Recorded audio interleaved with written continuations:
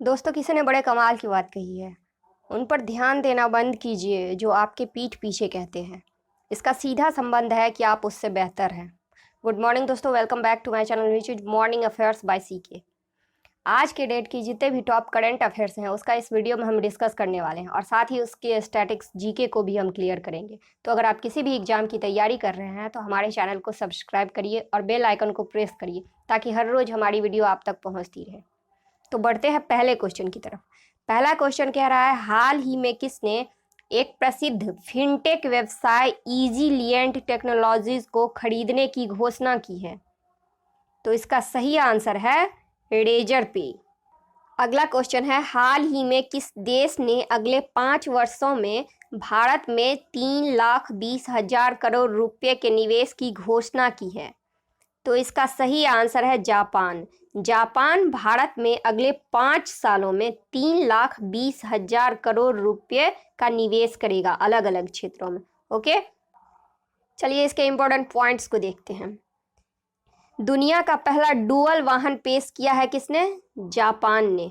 Henley passport index में शीर्ष पर रहा है जापान। ज्वालामुखी विस्फोट से एक द्वीप बना है जापान में। माउंट एसो ज्वालामुखी में विस्फोट हुआ है कहाँ? जापान में। सुडोकू के निर्माता माकी काजी का निधन हो गया। वो कहाँ के थे? जापान के। जापान के प्रतिष्ठित फुकुओका ग्रैंड पुरस्कार भारत के पी साईनाथ ने जीता था। ओके, अगला क्वेश्चन देखिए। अगला क्वेश्चन कह रहा है, किस राज्य के राजस्व विभाग ने भूमि सर्वेक्षण या भूमि विवरण प्राप्त करने के लिए दिशांक ऐप को लॉन्च किया है? ओके, किस ऐप को लॉन्च किया है? दिशांक ऐप को। तो इसका सही आंसर होगा कर्नाटक। दिशांक क से याद रखेंगे कर्नाटक। कर्नाटक ने दिशांक ऐप को लॉन्च किया है। ओके, इसके इंपॉर्टेंट पॉइंट्स को देखिए। इस ऐप का उद्देश्य नागरिकों को भूमि डेटाबेस में दर्ज भूमि और उसके स्वामित्व के बारे में जानकारी प्राप्त करने में सक्षम बनाना है। ओके दोस्तों, इस ऐप से फ़ायदा ये होगा कि हमारे पास जो भी जितने भी प्रॉपर्टी होते हैं, बेसिकली वो हमारे घर के जो बड़े बुजुर्ग होते हैं उनको पता होता है कि उसकी सीमा कहाँ से है, उसका स्वामित्व किसके पास है, किसके नाम से है। तो ये जो ऐप है उस पर सारी डेटा अपडेट की रहेगी, जिससे हम ये जान पाएंगे कि जो प्रॉपर्टी है वो किसके नाम से है, इस पर कोई केस वगैरह मुकदमा वगैरह तो नहीं है। तो इस चीज़ का फ़ायदा होगा इस ऐप से। ये कर्नाटक सरकार ने किया है, दिशांक ऐप को लॉन्च किया है। ठीक है। पर्यटन को बढ़ावा देने के लिए अपना कांगड़ा ऐप को हिमाचल सरकार ने लॉन्च किया है। देखिए, पर्यटन को बढ़ावा देने के लिए अपना Kangra app. Okay, commit to quit अभियान के तहत तंबाकू छोड़ो ऐप को किस संगठन ने लॉन्च किया? WHO ने। कमिट टू क्विट अभियान के तहत तंबाकू छोड़ो ऐप को WHO ने और अपना कांगड़ा ऐप को हिमाचल सरकार ने। ओके, और दिशांक ऐप को कर्नाटक सरकार ने। ठीक है। अगला क्वेश्चन है, हाल ही में अंतर्राष्ट्रीय वन दिवस कब मनाया गया है? तो इसका सही आंसर है 21 मार्च को। ओके, इसकी थीम क्या थी? वन और सतत उत्पादन और खपत, forests and sustainable production and consumption. Okay, अगला क्वेश्चन देखिए। अगला क्वेश्चन कह रहा है, हाल ही में एशियाई क्रिकेट परिषद के अध्यक्ष जय शाह का कार्यकाल कितने वर्ष के लिए बढ़ा दिया गया है? तो इसका सही आंसर होगा 1 साल। 1 साल के लिए इनका कार्यकाल बढ़ा दिया गया है। ठीक है। जय शाह 2019 से भारतीय क्रिकेट कंट्रोल बोर्ड BCCI के सचिव हैं। दोस्तों, हाल फिलहाल में जो नियुक्तियां हुई है जो हमारे एग्जाम के लिए इम्पोर्टेंट है, उसका एक बार रिवीजन कर लेते हैं। तो राष्ट्रीय वित्तीय रिपोर्टिंग प्राधिकरण NFRA का अध्यक्ष कौन बने हैं? अजय भूषण पांडे। FATF का अध्यक्ष कौन बने हैं? T राजा कुमार। भारतीय बीमा नियामक और विकास प्राधिकरण के अध्यक्ष कौन बने हैं? देवाशीष पांडा। जेट एयरवेज के CEO कौन बने हैं? संजीव कपूर। यशराज फिल्म के CEO कौन बने हैं? Akshay Vidhani. Colgate Palmolive India की MD एंड CEO कौन बनी हैं? Prabha Narasimhan. LIC mutual fund के MD एंड CEO कौन बने हैं? TS रामकृष्णन। ओके, अब बात एशियन क्रिकेट काउंसिल की हो रही है, ACC की। तो इसकी स्थापना कब हुई थी? इसकी स्थापना हुई थी 19 सितंबर 1983 को। ओके, 1983 में। इसके अध्यक्ष कौन है? अमिताभ चौधरी। ठीक है। इसका मुख्यालय कहाँ है? कोलंबो, श्रीलंका में। चलिए अब अगला क्वेश्चन देखते हैं। अगला क्वेश्चन कह रहा है, हाल ही में किस देश की सरकार ने सुरेश रैना को स्पोर्ट्स आइकन अवार्ड से सम्मानित किया है? तो सुरेश रैना को स्पोर्ट्स आइकन अवार्ड से मालदीव सरकार ने सम्मानित किया है। ओके, मालदीव सरकार ने रैना को उनके पूरे करियर में विभिन्न उपलब्धियों के लिए ये सम्मान दिया है। ठीक है, अब मालदीव की बात हुई है तो मालदीव की राजधानी कहाँ है? माले। इसकी करेंसी क्या है? रुपया। इसके राष्ट्रपति कौन है? इब्राहिम मोहम्मद सोलिह। ओके, यहाँ प्रधानमंत्री नहीं होता है।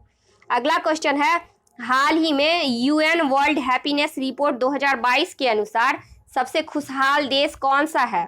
तो इसका सही आंसर होगा फिनलैंड। ओके, नंबर 1 पे रहा है फिनलैंड, यहाँ के लोग ज़्यादा खुश रहते हैं। सेकंड पे है डेनमार्क, थर्ड पे है आइसलैंड। ओके, अब भारत का कितना स्थान है? भारत का है 136।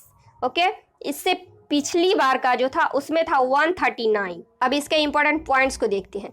फिनलैंड ने लगातार 5वें वर्ष 2022 वर्ल्ड हैप्पीनेस रिपोर्ट में शीर्ष स्थान हासिल किया है। देखिए दोस्तों, 5वीं बार फिनलैंड नंबर 1 पे रहा है। 146वें स्थान पर अफगानिस्तान को दुनिया के सबसे दुखी देश के रूप में स्थान दिया गया है। 146वें स्थान पे सबसे दुखी देश है अफगानिस्तान, इस रिपोर्ट के अनुसार।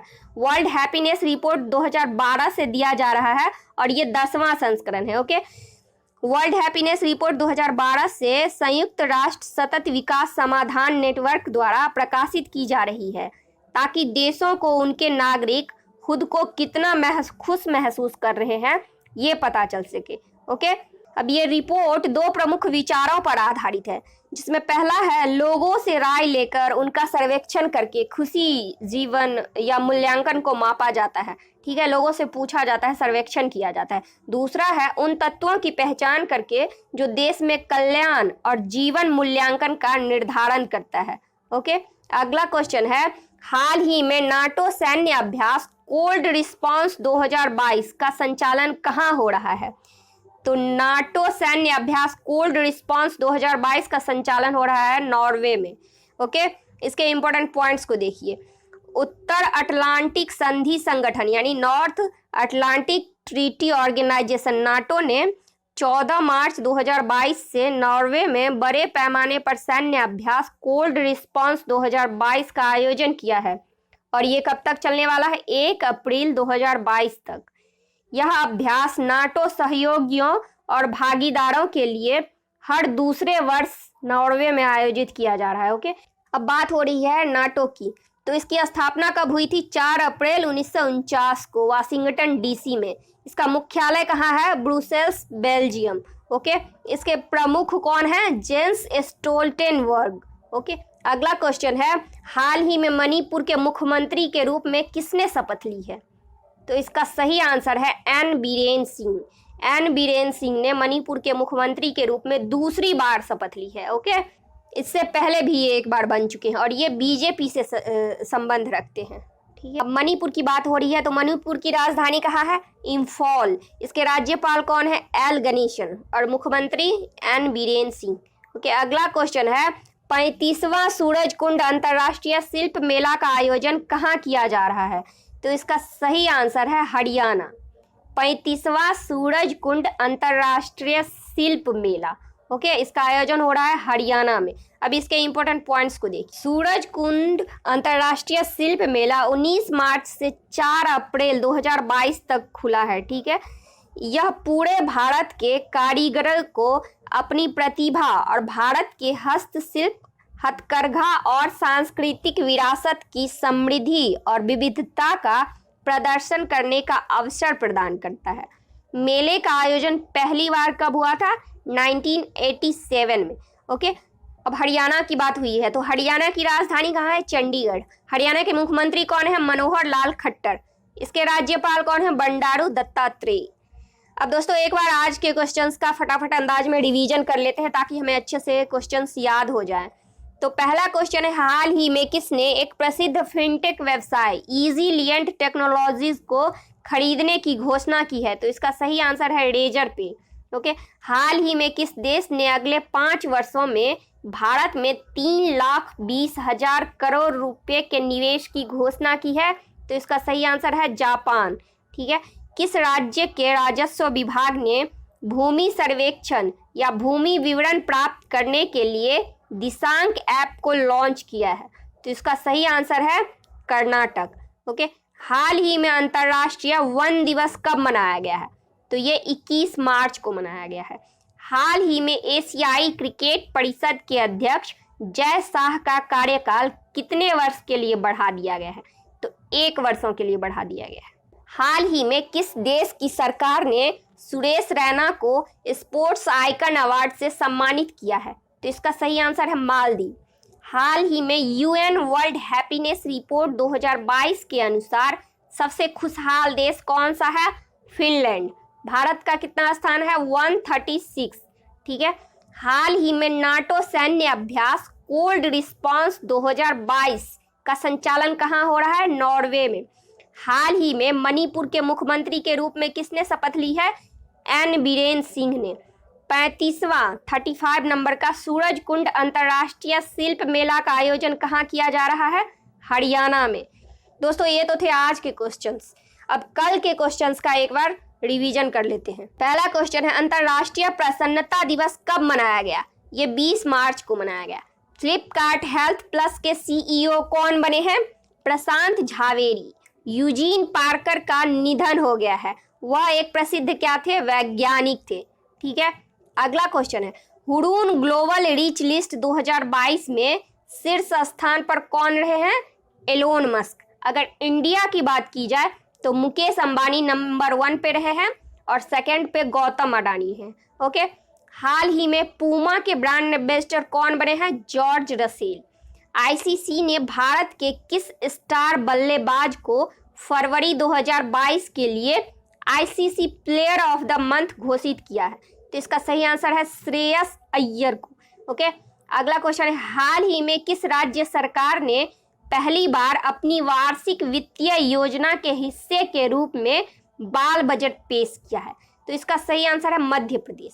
हाल ही में जारी किए गए अध्ययन के मुताबिक सूचीबद्ध कंपनियों के बोर्ड में महिलाओं के मामले में कौन सा देश दक्षिण एशिया में पहले स्थान पर है? तो इसका सही आंसर है बांग्लादेश। किस देश में हाल ही में महात्मा गांधी ग्रीन ट्रायंगल का अनावरण किया गया है? तो इसका सही आंसर है मेडागास्कर। अगला क्वेश्चन है, प्रोफेसर नारायण प्रधान को हाल ही में किस क्षेत्र में उत्कृष्ट योगदान के लिए जीडी बिरला पुरस्कार के लिए चुना गया है? तो इसका सही आंसर है भौतिक विज्ञान। Thanks for watching. अगर आपको हमारी वीडियो पसंद आया तो वीडियो को लाइक करिएगा और चैनल पर नए हैं तो चैनल को सब्सक्राइब करिएगा। मिलते हैं एक अगले वीडियो में।